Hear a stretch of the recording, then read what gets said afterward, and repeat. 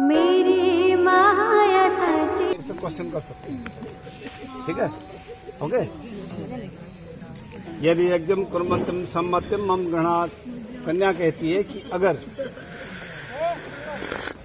हम दोनों आत्मा से एक हैं और आज से हम दोनों एक हो गए हैं, क्योंकि ये जो यज्ञ मंडप जो सजाया गया है ना, ये तो मेहमानों की आवाभगत के लिए सजाया गया था, है? ठीक है।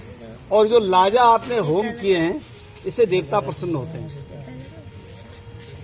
माता पिताजी ने मेरा कन्यादान किया है और आपने मुझे पत्नी स्वीकार किया है, लेकिन पत्नी का जो स्थान होता है वो बाम में होता है, मतलब बाएं तरफ होता है।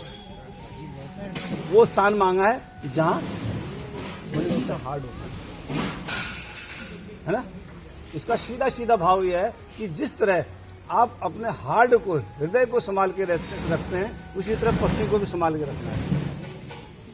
सीधा सा भाव है, नहीं तो जिंदगी जो है ना फिर गड़बड़ होने लगती है ना। तो कहती है कि यदि आप घर में कोई यज्ञ करें, आपने कोई यज्ञ कर दिया, तो उसमें मेरी सहभागिता जरूर होनी चाहिए। मैं उसमें आपके साथ उस यज्ञ में रहूंगी। तथास्तु बोलो, एक फूल दे दो। दूसरा है यदि दानम कुर्वन्तं सम्मतिं मम गृह्णात्, यदि आप कभी कोई चीज दान दो, मेरे पिताजी ने मेरा दान आपको दिया तो दोनों ने मिल के दिया। कोई गौ दान दो या कहीं कोई पुण्य का ऐसा काम करें हम, तो उसमें हम दोनों मिलकर करें, है ना। ये भी आपको सहमति। तथास्तु बोलो, एक फूल और दे दो। अवस्था मम पालम कुर्यात, कहते एक अवस्था पिता के घर में व्यतीत हो गई है, और स्त्री के अंदर एक गुण होता है। क्या गुण होता है? कि वो बचपन में पिता का हाथ पकड़ के चलती है? और जवानी में पति का हाथ पकड़ के चलती है, और बुढ़ापे में पुत्र का हाथ पकड़ के चलती है।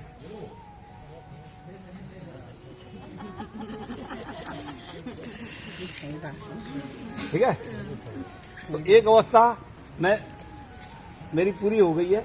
अब बाकी जो अवस्था है उसमें पालना तो आप ही नहीं करना है, क्योंकि भगवान विष्णु के रूप में आपको माना है, तो भगवान विष्णु तो सबके पालनहार है। एक फूल और दे दो। धनादि गोपम सम्मतिं मम गृह्णात्, आपकी जो एनुअल इनकम है ना,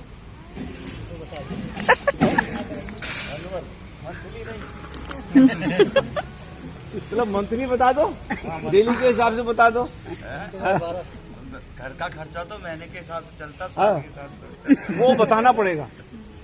कुछ लोग इसमें संकोच करते हैं, मैं समझ कह रहा हूँ। कुछ लोग संकोच कैसे करते हैं? कहते हैं यार क्यों बताना चाहिए पत्नी को, है? मैं तो सारा का सारा माल ही उसे दे देता हूँ, जब जरूरत है तो तेरे से मांग लेंगे भाई, और वो मना नहीं करेगी। जब मैं जो कमाता हूँ सब उसे देता हूँ तो मना क्यों करेगी? ठीक है नहीं। वो इसलिए कि अगर कर्जा होगा, कर्जे की बात भी तो बताई जाएगी, और वो बात सब सही बताई जाएगी, झूठ नहीं बताई जाएगी। झूठ में फिर ना कभी सच्चाई अगर आ गई सामने, तो फिर एक झूठ को छुपाने के लिए 100 झूठ पीछे से और बोलने पड़ते हैं। सही बात तो सही होती है।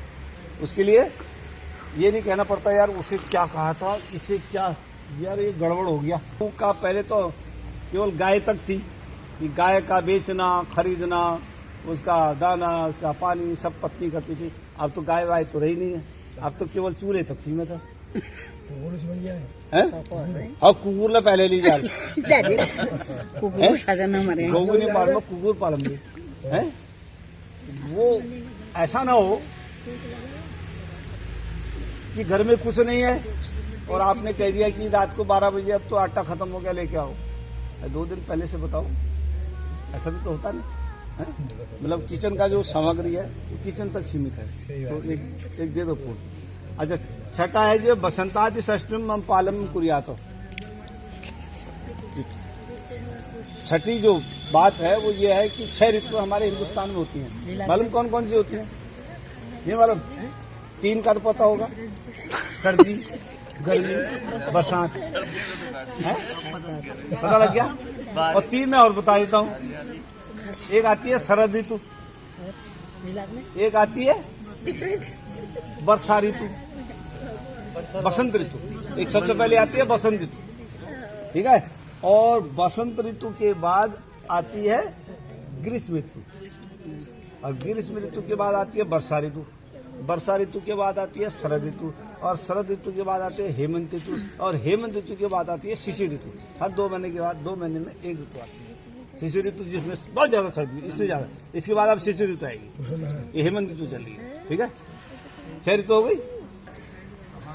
धुआं बोल रहा कि सुमन ने महाशय न कटु बदे। तो कोई भी व्यक्ति घर में है, कोई सहेली है, कोई अड़ोसी है, कोई पड़ोसी है, कोई माँ है, बाप है, भाई है, बहन है, अगर गलती हो भी गई है तो आप उसमें कुछ नहीं कहेंगे, सबके सामने नहीं कहेंगे, है? उसमें, ठीक है।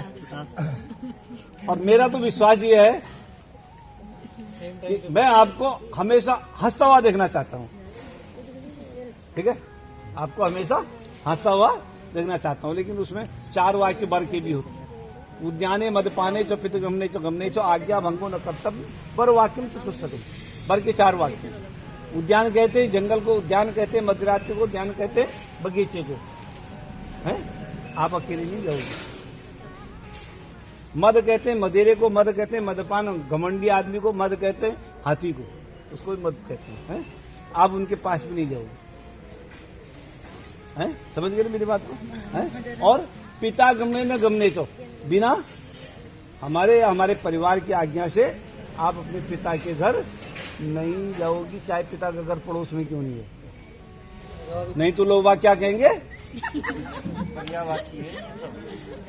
क्या कहेंगे, किसी को पता नहीं है, घर वालों को अपनी मनमर्जी की ना, ऐसा नहीं कहेंगे अपनी मर्जी की है। अरे उसकी बहू तो भाग गई, उनको तो पता ही नहीं है,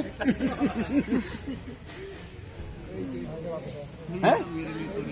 अरे तो तुम्हारी तरफ से मैं बोल रहा हूँ ना, मैं तो तुम्हारी तरफ से बोल रहा हूँ, इनके लिए बोल रहा हूँ, है ना, ठीक है। नहीं, अगर लड़की पिता के घर आ रही है, आप कभी भी कोई व्रत करो, उद्यापन करो, गुण क्या होता है।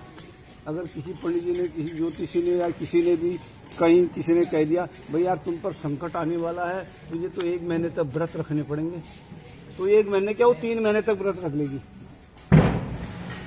भूखी रहेगी। पति एक दिन तो खाना बना देगा, लेकिन रोज रोज नहीं बना सकता, टाइम से नहीं है, क्योंकि पत्नी ही बना सकती है ना, वो पत्नी बना सकती है।